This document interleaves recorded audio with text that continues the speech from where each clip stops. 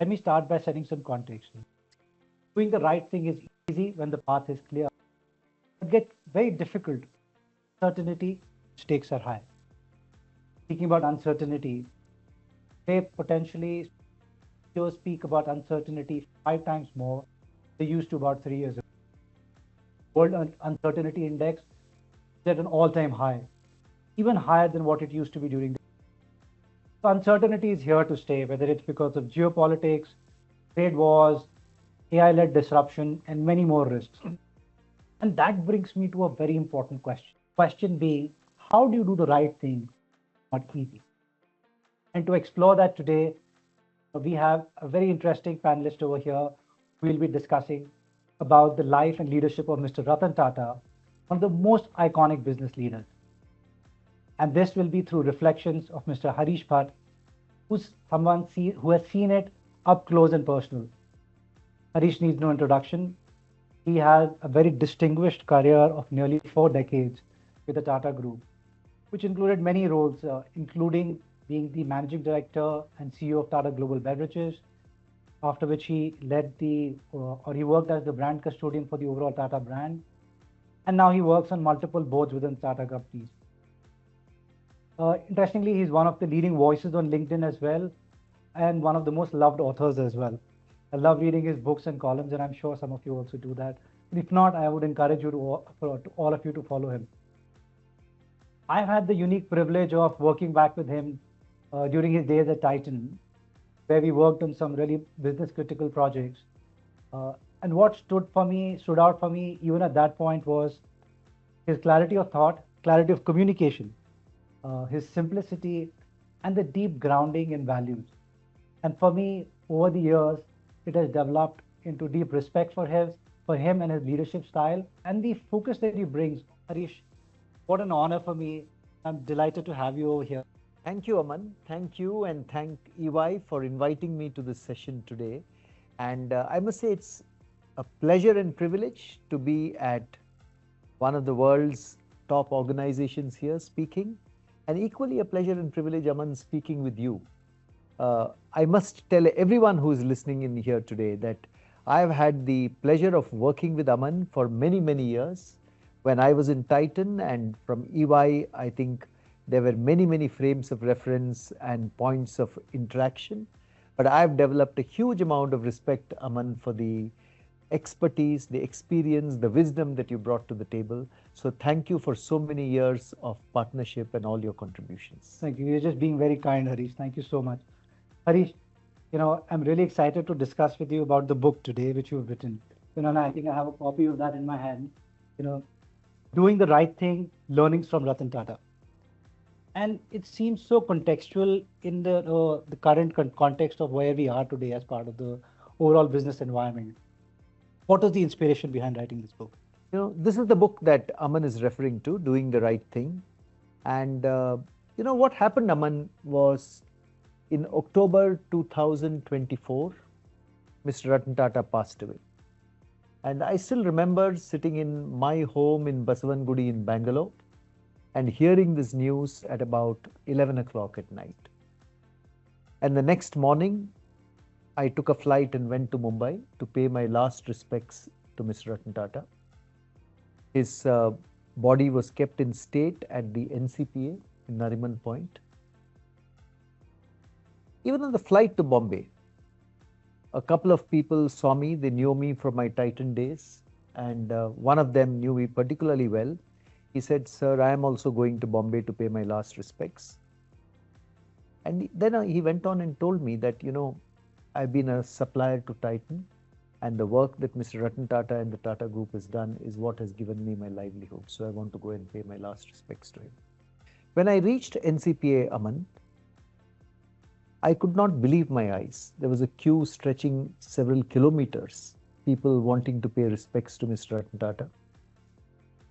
And of course, the television and media channels that they were full of news about him.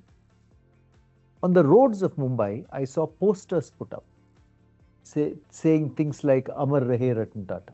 You don't find that kind of outpouring typically for a corporate leader. You may find it for a political leader. You may find it for, people from the cinema industry, but not for a corporate leader. Very true. And I started asking myself, what is behind this? We respect many leaders. We admire many leaders. But here is a leader who was not just respected and admired, he was also adored and loved across our country. This hit home further, Aman, when a lot of people told me that even though they had not personally interacted with Mr. Ratan Tata, they felt a sense of great personal loss when he passed away. Perhaps the last such occasion when something like this happened was when President APJ Abdul Kalam passed away. Very true. So I went back and started asking this question, how come this has happened? And I started speaking to people who have worked very closely with Mr. Ratan Tata. I started speaking to people like Mr. Ishaq Hussain, who was his CFO, with Mr. R. Gopalakrishnan, who was also a director of Tata Sons, many other people who have worked closely with him, to understand what was it that was at the core of this man. Obviously, he led the Tata Group from strength to strength. When Ratan Tata assumed charge as chairman in 1991, the revenues of the group were about $6 billion. When he demitted charge in 2012, 2 decades, the revenues of the group had gone up to $100 billion.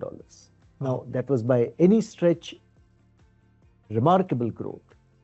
But what really kept him ticking?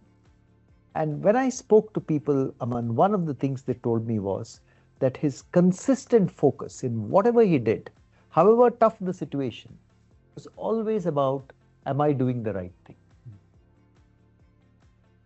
And then I decided that, doing the right thing is a broad catch-all phrase. Mm-hmm. What actually did it mean to Ratan Tata? What did doing the right thing mean to him? And through 20 or 25 conversations with people who worked with him, I understood what doing the right thing was specifically in his mind. And that kind of led Aman to the inspiration for the writing of this book. I said, I have been privileged to work in the Tata Group. I have seen Mr. Ratan Tata at close quarters. He's been such an inspiring figure. Doing the right thing is something that all of us need to learn about and practice in our lives. So I said, let me bring stories from Mr. Ratan Tata's life which demonstrate this to readers at large. And hopefully, it will inspire every reader picking up this book to take back 1 or 2 learnings that we can implement in our life ourselves. And I must tell you, even the writing of this book has given me several learnings that I have been using in my life thereafter. So that was the inspiration behind writing this book. And I'm deeply privileged that I have got an opportunity to do this. Fantastic, Harish. I'm already inspired to quickly finish the book. I've gone halfway through, but I think I'm really looking forward to finishing that. You spoke about Ratan Tata, and the inspirational leader that he was. How was his early life and what led to the kind of values that he developed? And how did that reflect on his leadership style? So let me, in a lighter vein, you said you'll finish the book quickly. I want to tell everyone who's in the call, when I wrote my first book, my mentor in the writing of my first book was Mr. R. Gopalakrishnan, whom you know well. He was a director of Tata Sons. And he said, Harish, any book that you write, make sure that it can be read on a return flight. So which means within about 4-5 hours, it should be read in that span. So all of you who are watching the show, I'm sure many of you travel often. This is a book that can be read very easily while traveling. It's a book which has none of the jargon of the business world. It's very simple stories and learnings. What was Ratan Tata's early life like? Ratan Tata spent a lot of his early life, Aman, with his grandmother. His grandmother looked after him. His grandmother was Lady Navajbai Tata, who was the wife of Sir Ratanji Tata, the son of Jamshedji Tata, the younger son of Jamshedji Tata. And Lady Navajbai Tata was a lady of very strong values. I'm told she was also a disciplinarian, but a disciplinarian in a very positive and good way. And it is from her that I believe that Ratan Tata imbibed many of the early values of his life. Of course, This was a house which was steeped in Tata values.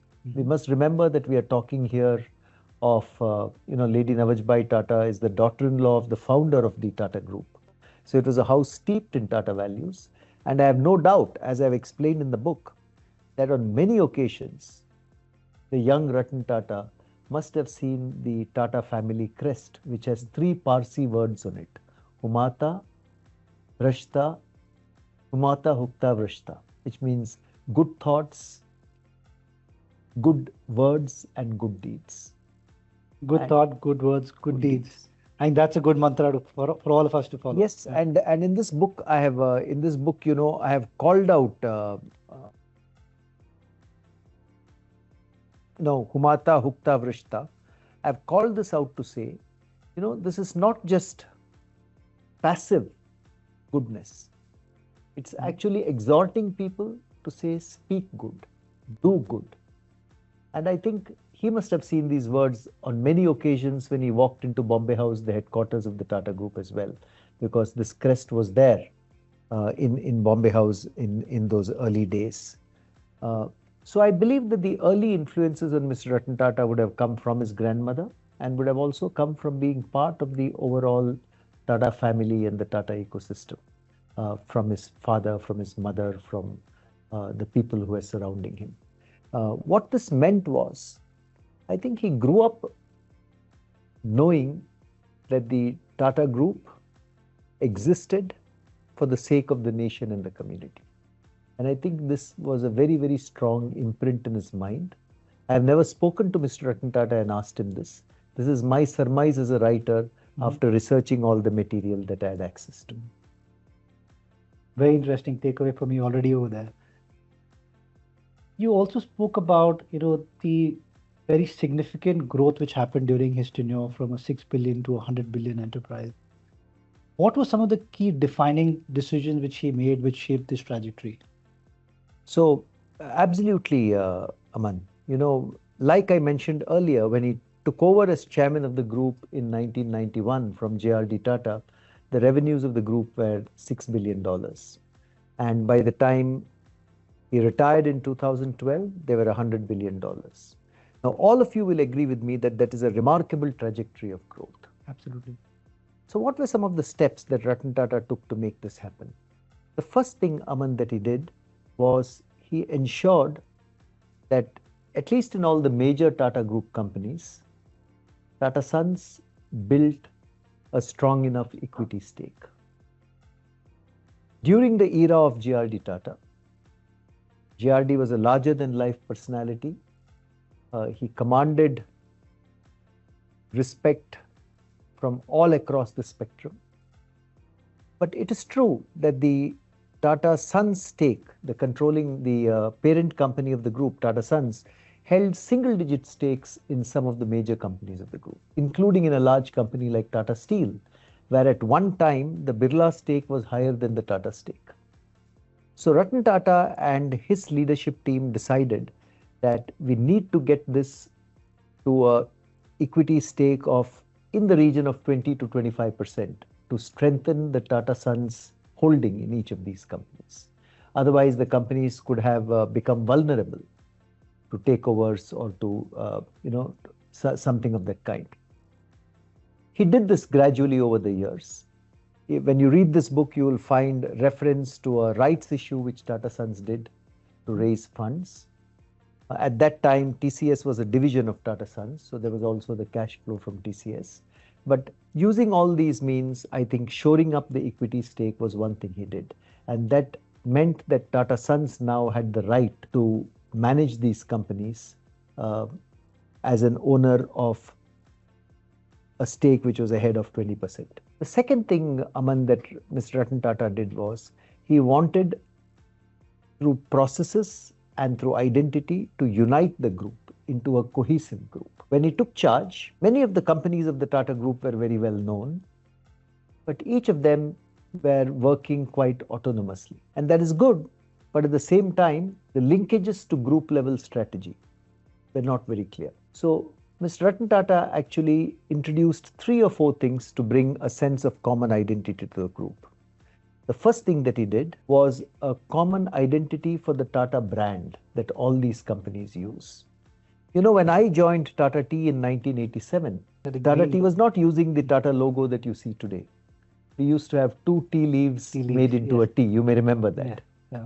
Similarly, Tata Motors used to use a very flat T on its trucks. So there was no sense of uniform identity at that time. He brought in a sense of uniform identity. He got a global design and consulting house, Wolf Hollins, to design a logo for the Tata Group, to design a brand identity for the Tata Group. And all companies which wanted to use the Tata brand had to use that identity. And there was a common set of criteria, a common set of guidelines for the use of that identity. At one stroke, this meant that all those companies were now perceived by the public as being part of a unified group. In addition, he introduced the brand equity and business promotion agreement, where every company which wanted to use the Tata brand had to sign an agreement with Tata Sons. And that agreement specified a host of things that that company had to do. But the two most important things, I think, that each company had to do, one, it had to sign the Tata Code of Conduct. TCOC, of course. TCOC, which you would have come across many times, in your interactions with the Tata Group. And the Tata Code of Conduct was a stringent set of guidelines which laid down what every employee and every organization of the Tata Group could do and could not do. So there has always been a code of conduct around the Tata Group. The Tata Group has been known for ethical behavior over the decades, but this was the first time that the code of conduct was being formalized. And it applied to organizations, to its employees, to its vendor partners, to its franchisee partners, to the whole ecosystem. The second thing that every company wanting to use the Tata brand had to do was to subscribe to the Tata Business Excellence model. And the Tata Business Excellence model laid down some key criteria around leadership, strategy, customer connect, servicing of customers, HR practices in the organization, data and information use within the organization, key evaluating processes within the organization, and also the results the organization would achieve. So in other words, every Tata Group company would be assessed virtually on an annual basis across all these elements, which eventually would lead to business excellence. And therefore, on one side, there was code of conduct, ethical principled behavior. On the other side, there was a push towards ensuring that companies achieved business excellence in whatever they were, whether they were in the steel industry or IT services or tea and coffee or watches and jewelry or whatever industry they were. So these two things, Aman, became foundational pillars of the Tata Group, the Tata Code of Conduct and the Tata Business Excellence model. And, it's Mr. Ratan Tata and his leadership team who conceived of these and brought them into being. So if I just go back and rewind a bit, there was the shoring up of stakes in major companies of the group. There was the introduction of the Tata Code of Conduct. There was the introduction of the Tata Business Excellence model. Then Mr. Ratan Tata introduced a process of long-term planning for each company. I remember I was in Tata Tea at that time. I'm talking of the late 1990s. And for the first time, we were working on a 5-year plan. And this 5-year plan had to be presented at a business review committee, which was chaired by Mr. Tata himself. And that led to companies also thinking long term and not just thinking short term. So between these set of initiatives, Aman, what Mr. Tata was doing was bringing a sense of unification within the group, but also ensuring that companies of the group were fit enough to face the future. And remember, he did this at a time when India was liberalizing. 1991, the year when he became the chairman of the Tata Group, was also when liberalization was set in motion. After he did all this, and companies started performing much better, and the sense of unification was palpable in all our minds, he also led a few other initiatives which led the growth. For instance, he introduced the passenger car business into Tata Motors. Tata Motors did not have a passenger car business before that, with the birth of the Tata Indica and then several models which came after that. For instance, in the 2000s, he led a drive towards globalization of the group, Yes. which resulted in the acquisition of Tetley by Tata Tea, the acquisition of Jaguar Land Rover, JLR, the acquisition of Tata Steel Europe. So so many companies of the group actually found a global space to operate as well. He laid out for all of us very, very stiff targets in terms of both revenue growth and profit growth. I remember his sessions at the annual meetings of the leadership teams of the Tata Group, which I would also attend, where we were very clearly told in how many years revenue has to double, what kind of profit targets we should be chasing, and also the fact that we needed to be within the top 2 or top 3 in our respective industries. So I think these were, I can detail many, many more measures, but you can see that there was a set of measures around ownership, there was a set of measures around unification, set of measures around business excellence, set of measures around values, and then a set of measures around expansion, growth, and diversification. So it was the accumulation of all this that the Tata Group, from being a much smaller enterprise, notwithstanding the pressures of a liberalizing India, all the market pressures which came upon, was able to grow so rapidly during his tenure as chairman. Seems like more than a lifetime of work Of course, that you would have achieved. I do think so, Aman. Yeah. I think, if you look at the body of work which Mr. Ratan Tata has achieved during his 2 decades as chairman, and also thereafter in his tenure as chairman emeritus, but also as the chairman of the Tata Trust, it is an astonishing body of work. And my belief is that, in that you will see him as an institution builder, in that you will see him as a person who is a custodian of values of the Tata brand. You will see him there as a man who has great ambitions for the Tata Group and great ambitions for our country. But you will also see him there as a caring and compassionate human being who first and foremost said that I am a human being and then the chairman of the Tata Group. So it's an astonishing body of work. And I think, this book may not study his body of work in great detail, but I think there is adequate scope for scholars of business to do that in the future. And interestingly, come back to the core topic of the book, right? So doing the right thing. See, it seems like it was during a period of very significant change, and we are probably experiencing another very significant period of change. What does doing the right thing really mean in practice? Yeah, I will tell you what it meant for Ratan Tata from my research. It may mean different things for each of us. So I want to clarify firstly that doing the right thing does not mean the same thing for every person. Yes. It may be something different for you, something different for me. For Mr. Ratan Tata, what it meant and what I have put down very clearly in this book are a few things.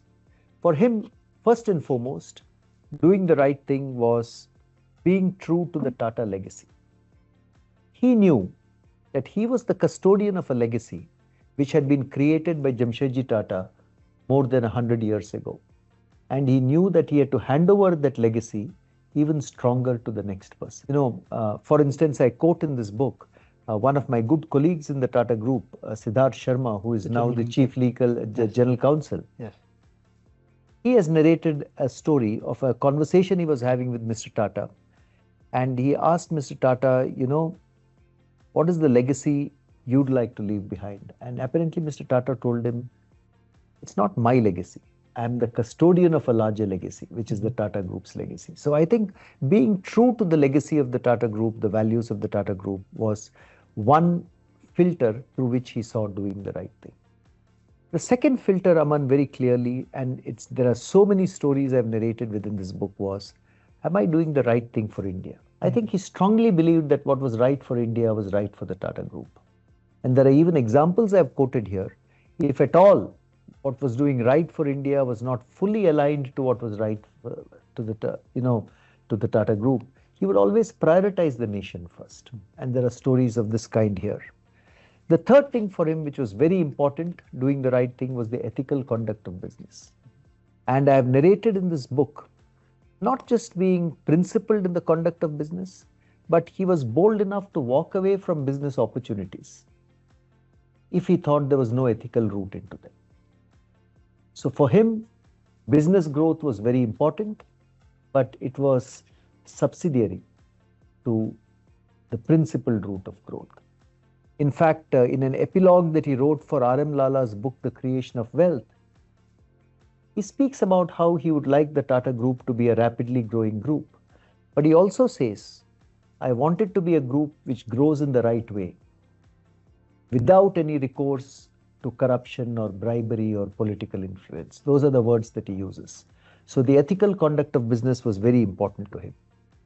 The fourth, Aman, I think in his mind, doing the right thing meant doing what was morally right. Sometimes you can do legally right by the letter of the law and still not be morally right. For him, it is what is morally right, what appeals to your conscience as being morally right, which was the right thing. Apart from these, I think he wanted to be very fair to all stakeholders. He would agonize over a decision. Many of the people who have worked closely with him have told me he would think and think and think a decision through till he was very clear that it was optimal fairness to all the stakeholders. Sometimes these are tough calls, Absolutely. one stakeholder and another stakeholder there. So if you need to balance them, what is the optimal call? And he has said that himself, that I used to agonize till a penny dropped saying, okay, this is optimal fairness to all stakeholders. It also meant for him very clearly care and compassion for people. And we'll talk about it. I'm very keen to talk about it because I think that is central to Mr. Ratan Tata's personality, care and compassion for people. It came out during the terrorist attacks on the Taj in 2008. It also came out on many other occasions.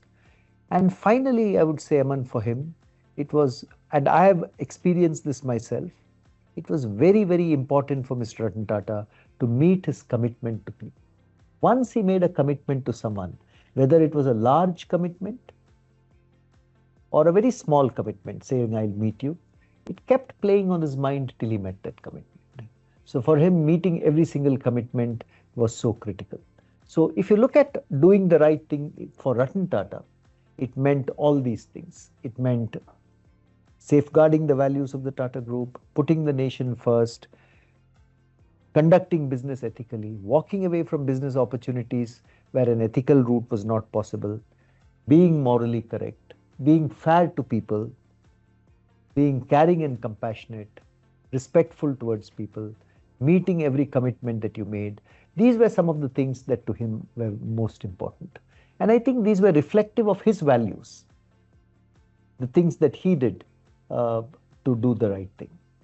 Now, to everyone on this call, I should say, this is what it meant for Ratan Tata. What does it mean for you? What does it mean for me? I think that's for us to figure out what are the 6 or 7 things which are top of our mind when it comes to doing the right thing. There's a lot that you've sort of unpackaged over here.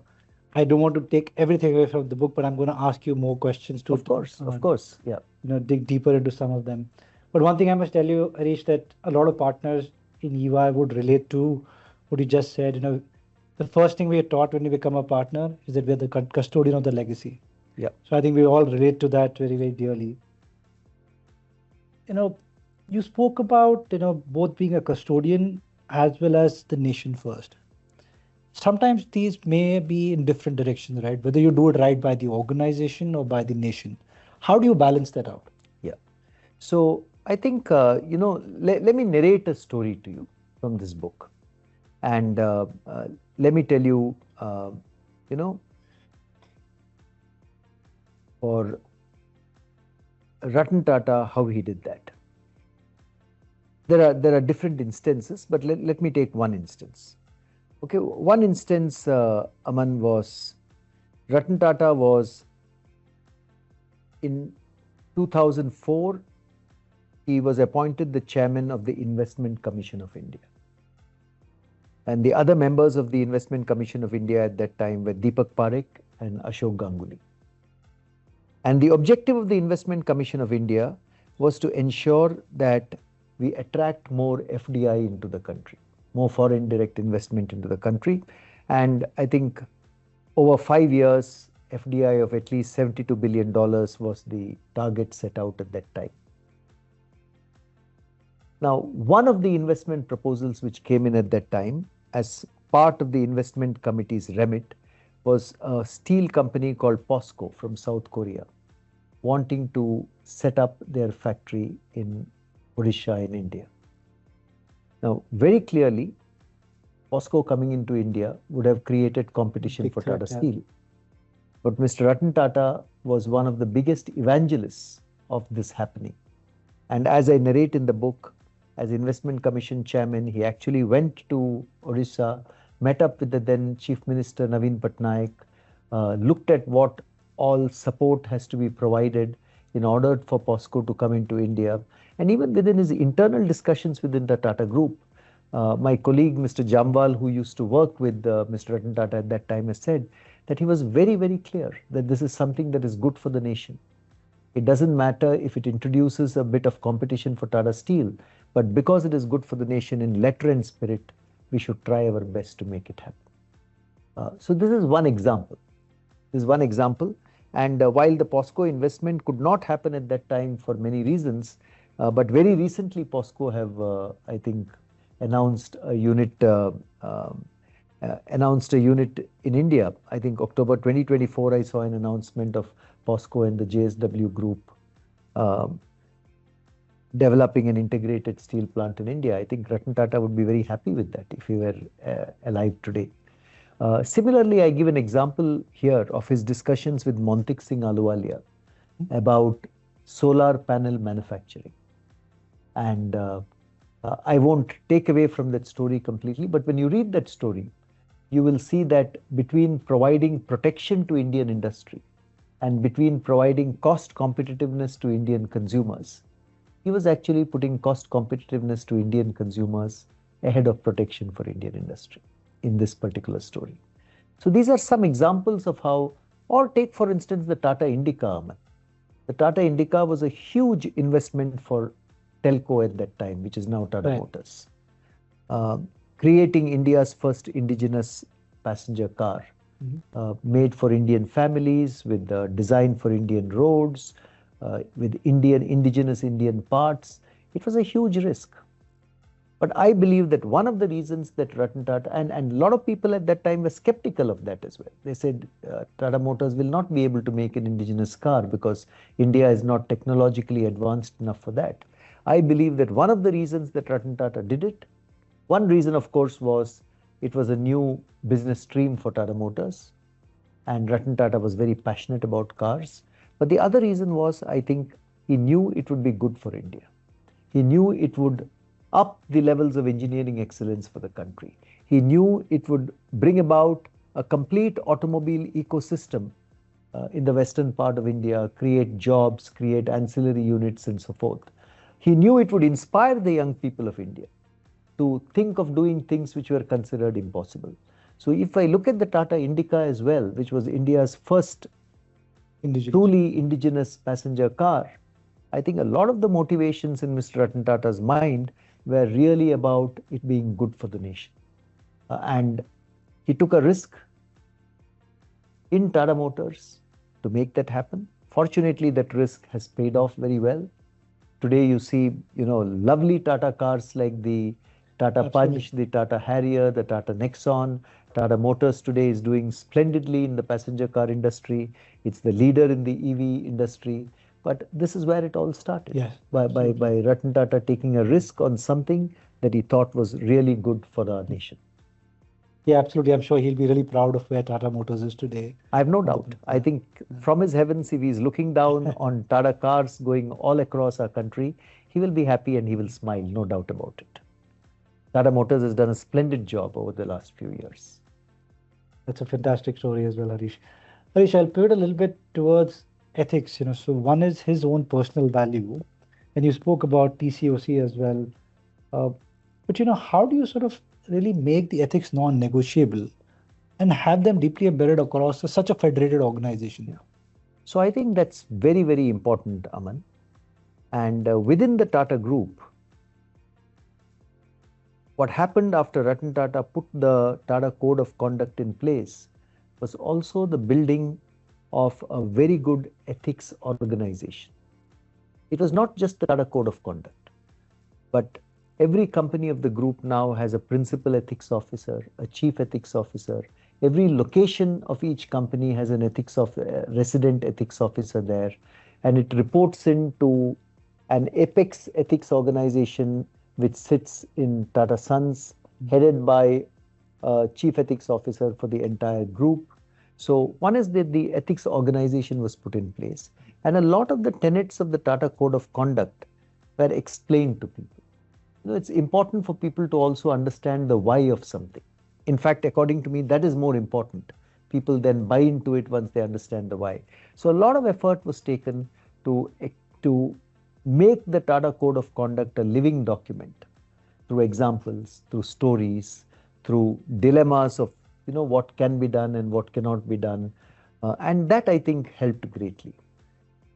Very importantly, Aman, I think what has impressed me and inspired me about the Tata Group is that ethics is non-negotiable within the group. If, for instance, my performance, there's a blip in 1 or 2 years, yes, of course, I would get feedback about it. But the group would say, okay, let's see how Harish does next year. But if there is a violation of ethics, it's taken up extremely seriously by the Tata Group. And I've seen that on repeated occasions across my own career. And there is a very clear understanding within the group, I think, that ethics is non-negotiable, and that sets an excellent standard. If you read this book, you will see that there are 2 examples. I won't go into the examples right away, but I have taken there the example of the airline industry way back in those days. I have taken an example of the steel mining industry. And if you read both those stories, which are narrated in this book, you will see what I meant when I said that Mr. Ratan Tata walked the talk on business ethics. And that sets very strong, what shall I say, very strong role modeling for everyone else within the group. Ethics is also about ensuring that you do the right thing for your stakeholders. And within this book, there is an example I have drawn out of Tata Finance, what went wrong within the company, and how Mr. Ratan Tata ensured that every depositor of the company was protected, but also the people who were guilty of whatever went wrong were pursued through courts of law, notwithstanding how senior they were. And that also, to me, re-emphasizes ethical conduct across the group.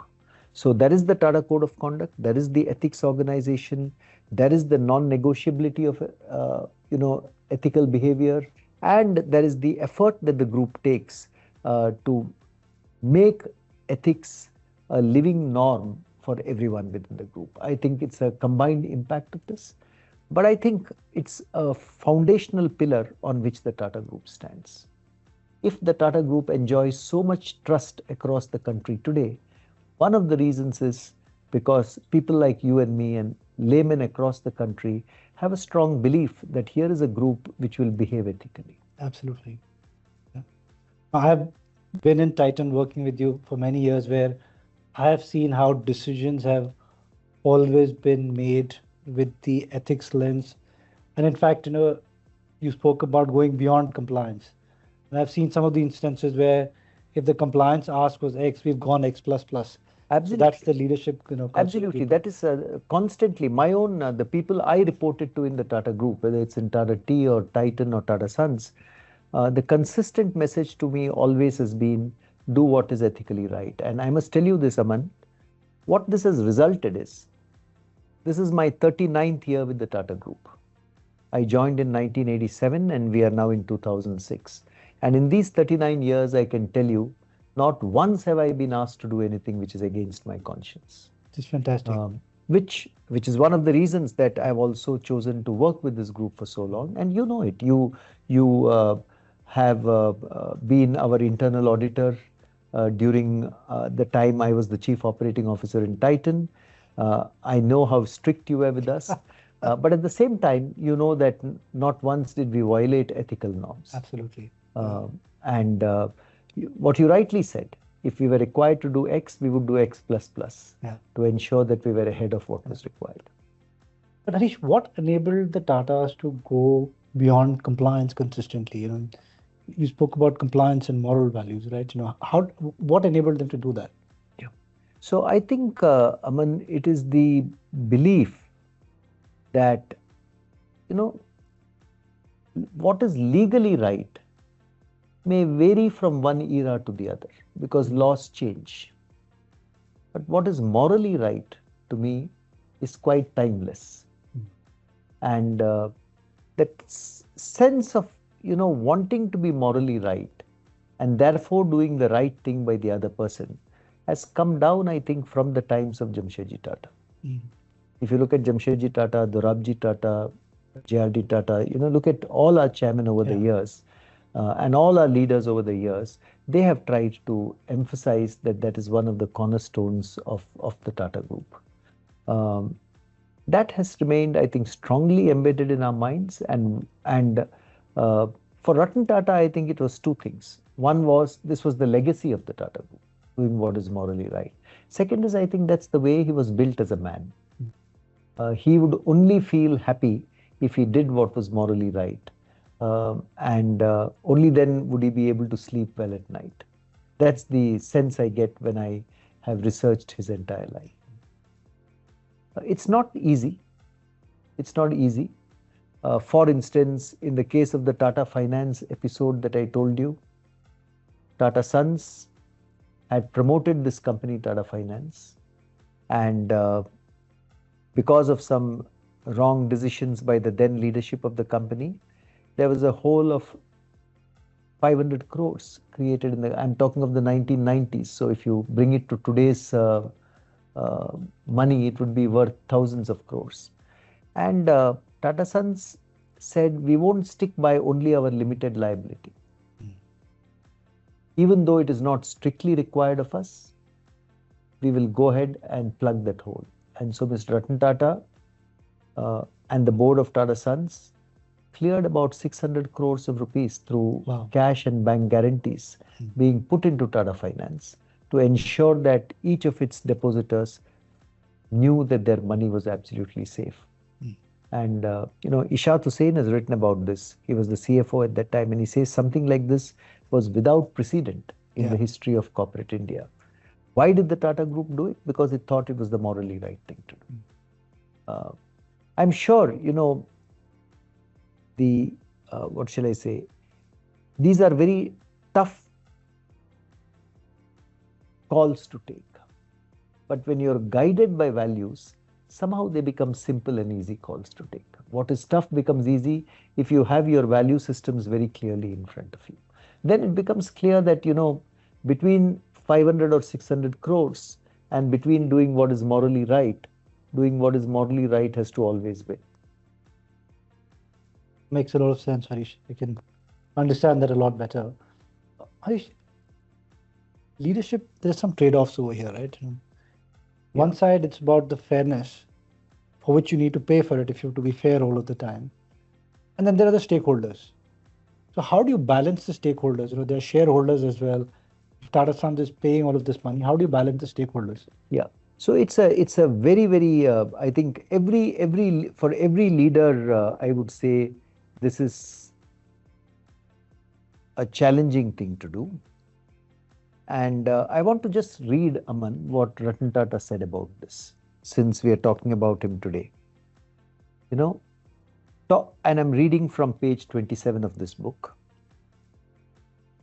He said, some people who have worked with Ratan Tata have mentioned to me that he often agonized over this aspect and also engaged in long discussions with his close colleagues before reaching a settled position on what was the fair way forward to all stakeholders in any situation. Talking about how he arrives at decisions, Ratan Tata once said in an interview with an internal Tata Group publication in 2006, as you think the decision through, you have to automatically feel that this is wrong, incorrect, or unfair.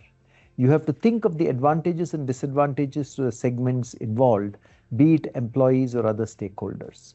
So for Mr. Ratan Tata, Aman, it was a constant process of engaging in discussions with his leadership team and close colleagues, and he had built a formidable leadership team at Tata Sons.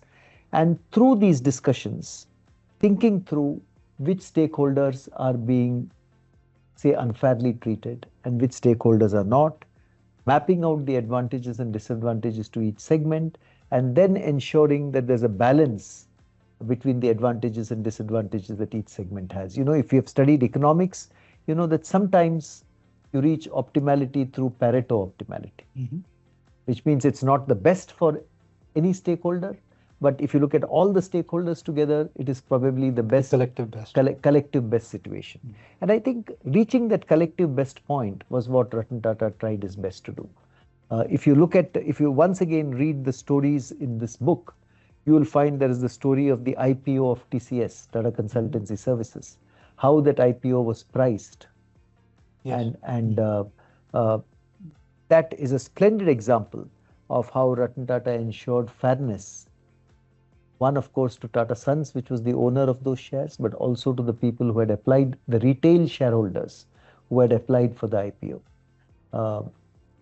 Do read that story. I think it's a very good example of how fairness was achieved between stakeholders. I haven't reached there, so I'm looking forward to reading that. Yes, but it's a good example of that. But also, when, for instance, the Tata Nano was being taught about, one of the reasons that Mr. Ratan Tata wanted to set up the manufacturing plant in eastern India was because he thought the east of the country was not as industrially developed. And for him, fairness also meant fairness nationwide. Because the west and the south, the west where earlier automobile plants were there was far more developed. And that's one of the reasons that he chose the initial location as being in eastern India, because he wanted a sense of fairness across the country, and he found that there were also geographical inequities in economic development across the country. So that's another splendid example of how his decision making worked. Harish, just mindful of time, I want to specifically pivot to one important topic that you spoke about, which is culture and respect for people.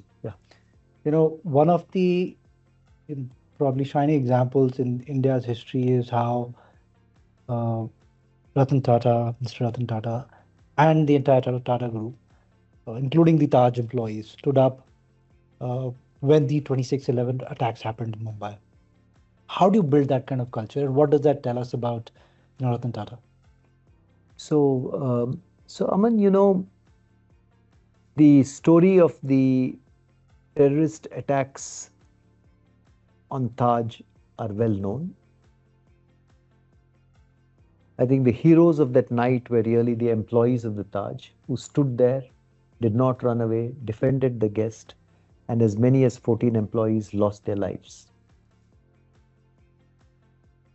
But on all those 3 days that the terrorists were within the Taj, Mr. Ratan Tata was right outside there on the pavements, providing moral support to the employees and the guests who were inside the hotel. He felt helpless, but he was there to show solidarity with the staff.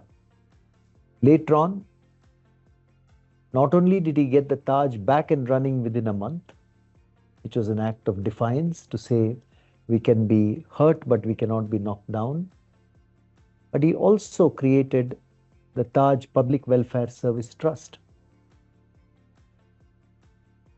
with the explicit purpose of providing help and support to the families of every person in Mumbai who had lost his or her life during the terrorist attacks, and also to the injured for their rehabilitation.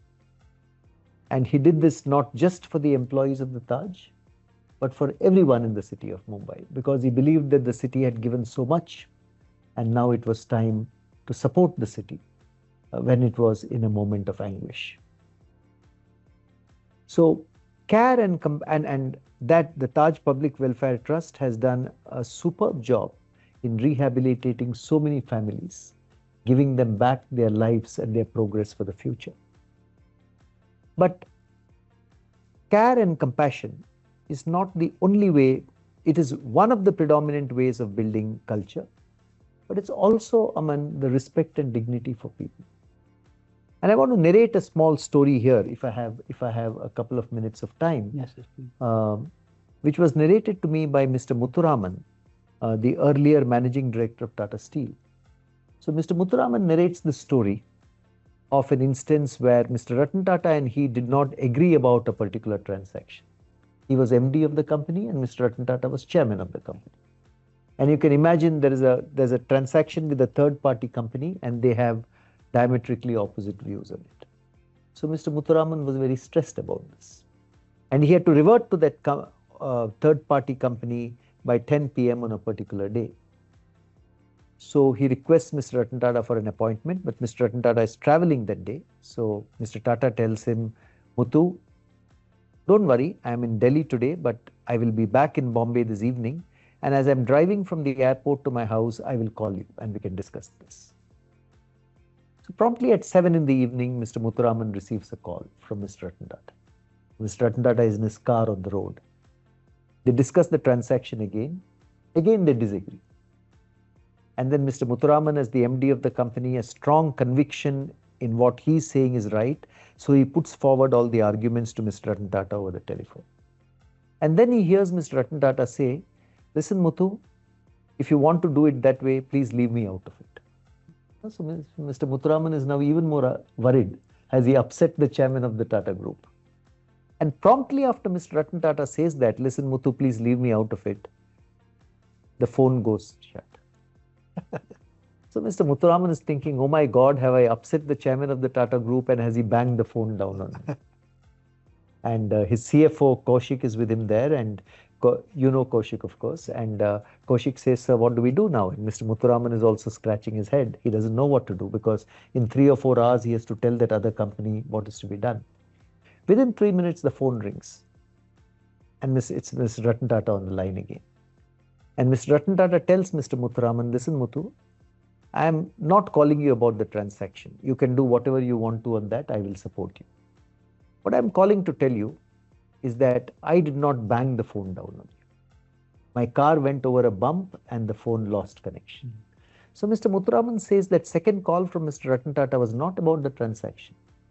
He had sensed what was going through my mind and he was putting his arms all around me from that car to tell me, listen, I did not do this. Of course, they discussed the transaction after that. They came to a decision and did whatever was to be done. But he says, this is how culture is built. When the leader acts in this manner, when the leader displays care and compassion and respect for you, he knows what is going through your mind. And Mr. Ratan Tata was a very tough leader. But at the same time, these are the kind of instances that people recall. And that's how culture is built in organizations. Culture is nothing more than an aggregation of real life stories in the organization. If there are 1,000 such stories, that is what will constitute culture, Aman. Culture does not come out of frameworks on the white boards. Culture does not come out of papers written by academics or practitioners. Culture comes out of behavior. And that's what I've learned from Mr. Ratan Tata and the Tata Group. That's a fantastic story. Very, very inspiring. I think all leaders need to now think a little bit deeper. Harish, what about, respect for people?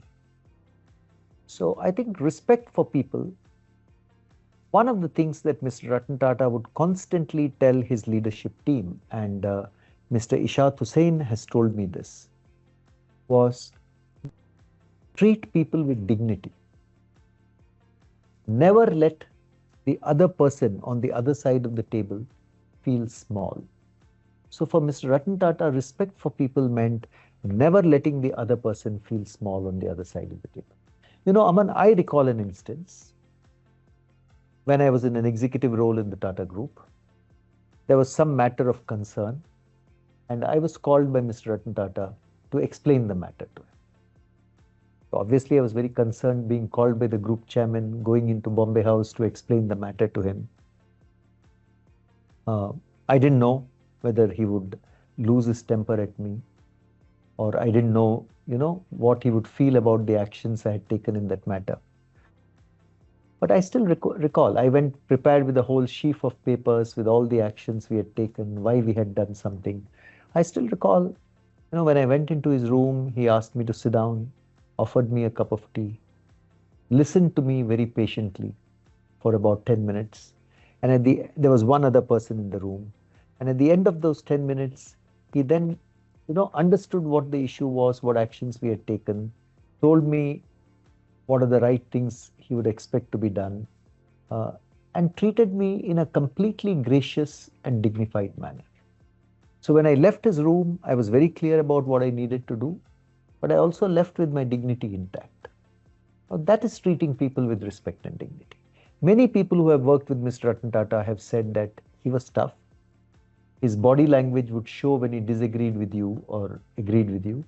But many people have told me they have never known him to lose his temper or raise his voice.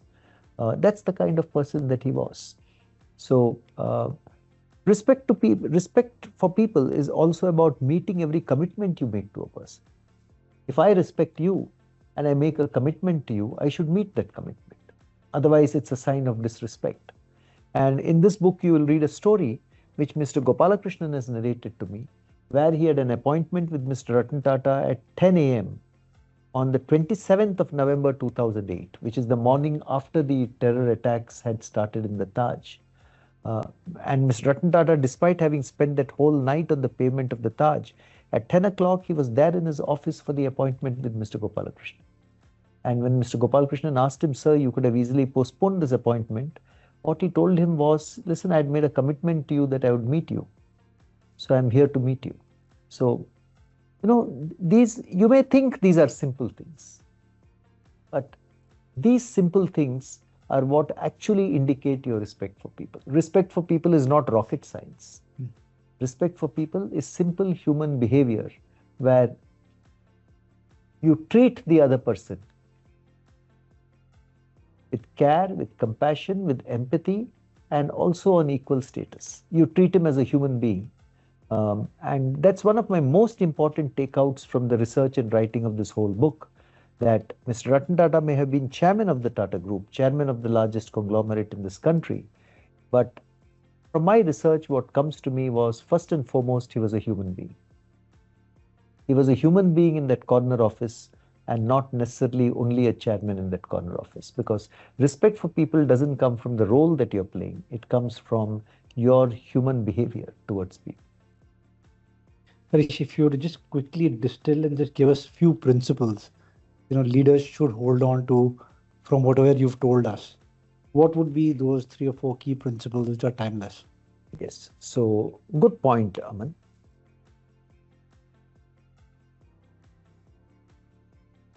This book contains 35 stories. And I hope many of you decide to read it. But the last chapter of this book, which is chapter 11, I think, I try to distill out what are the timeless learnings we can pick up from all these stories of Ratan Tata. So to me, there are 4 principles, Aman, that I'd like to talk about. The first is integrity. Integrity doesn't just mean honesty. It doesn't mean just financial honesty or honesty. Integrity means staying true to your values. It requires us to understand, firstly, what are the values that are most important to us.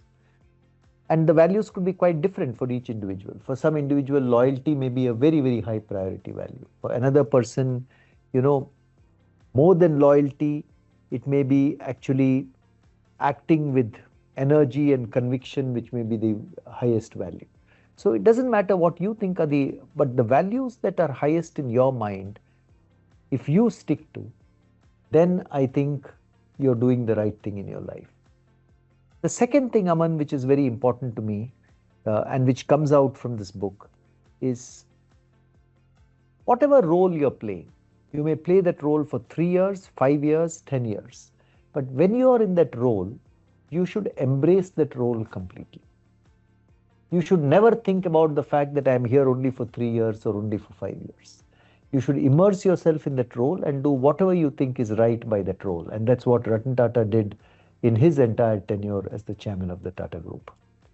The third, many of you, perhaps all of you listening to this conversation, are either leaders today or you will be leaders in the future.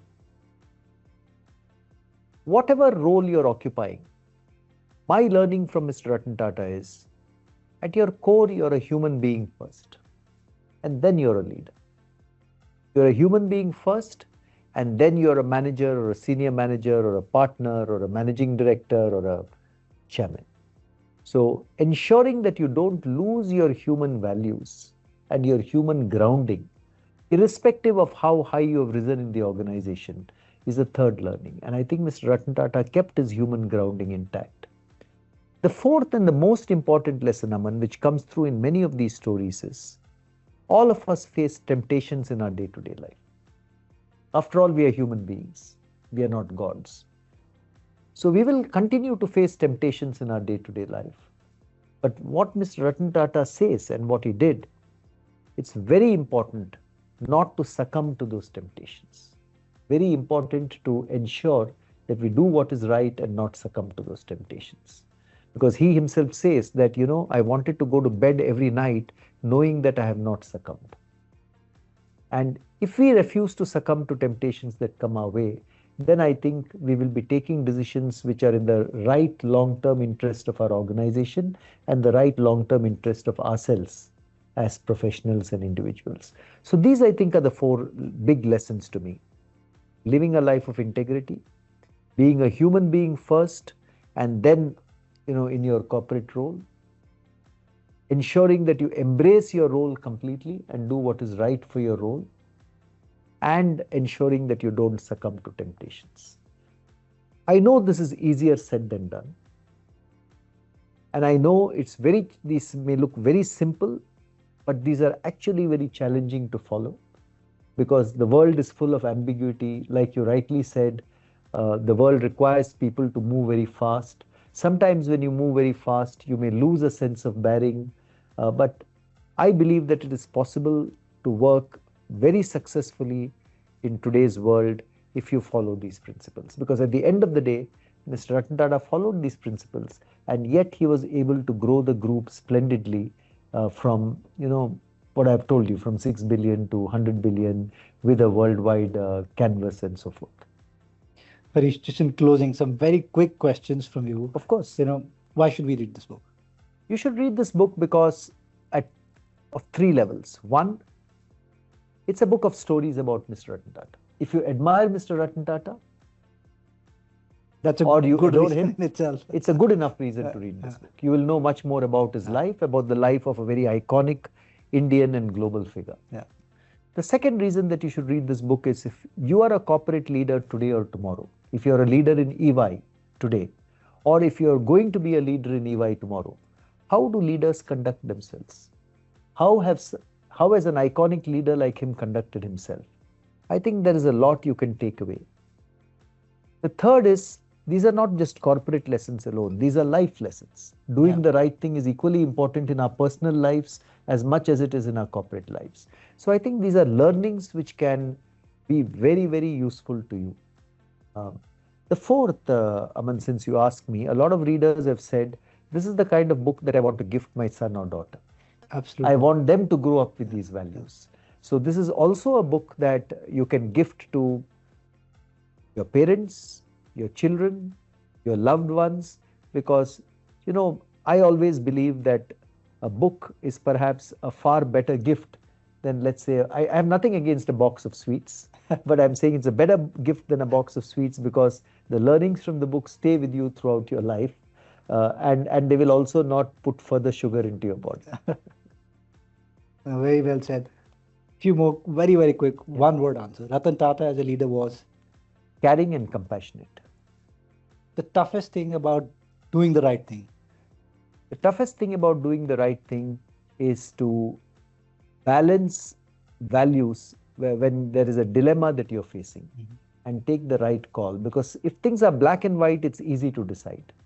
But when there are shades of gray, how do you balance different views, different perspectives, and take the right call? That judgmental call is always a very tough thing to do. What's harder, making the right decision or explaining it? I think making the right decision is harder because that is where it's very tough. Once you have made the right decision, I believe that any honest person should be able to stand up and explain it very well. But of course, you need to understand how to communicate that decision in the right perspective. And Harish, the last one, I need you to make a confession over here. How do you apply this doing the right thing when you have an argument with your wife? That is a very, very, very, very tough call. And I would say, in a lighter vein, Aman, doing the right thing there often means listening to your wife and doing what she wants you to do. So the wife is right. In many cases, yes. I'm not saying in all cases, but in many cases, at least in my home, she wins the argument more often than I. Thank you so much, Harish. Thank you so much. Really excited about all of the things that you've told us and reading the rest of the book. Very, very inspirational. Thank you so much for taking Thank the you, time. Aman. And may I take this opportunity? I have written out this book for you with a small note. May I take this opportunity to just gift the book? Thank you so much, Harish. Thank you. I will treasure this and I'll make sure my children as well read it. Lovely. Yeah. Very, very happy to. Thank you. And Thank it's you been so a much. pleasure to be in conversation with you, Aman, and meet you after some time now. Yeah. And look forward to staying in touch. And to everyone in EAY who has been listening to this conversation, I hope this has been useful and valuable to you. And it's been truly a pleasure and privilege being in your company today to speak to you about this recent book that I have written. Those of you who decide to read this book, happy reading, and thank you for being in this session today. Thank you. Thank you, everyone.